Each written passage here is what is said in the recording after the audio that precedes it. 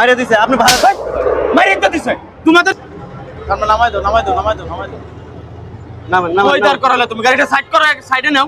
আর যতক্ষণ কথা বলবেন এতক্ষণ নামেন না এত কথা কোনকে তাই বলে কি তুমি গাড়ি রাস্তার মাঝখানে গাড়ি নামাইবা? হ্যাঁ তুমি গাড়িটা তোমার বলছে সাইড করে তুমি সাইড করে নামাও, রাস্তার মাঝখানে দুই পিছন থেকে যদি একটা গাড়ি মেরে দেয় তখন কি হইব? হ্যাঁ তখন কি হইব? কোন নামেন মারিয়ে দিছে হ্যাঁ? মারিয়ে দিছে আপনি ভাড়া মারিয়ে তো দিছে তোমাদের জীবনে মূল্য না তাই বলে কি আমার জীবনে মূল্য আছে না?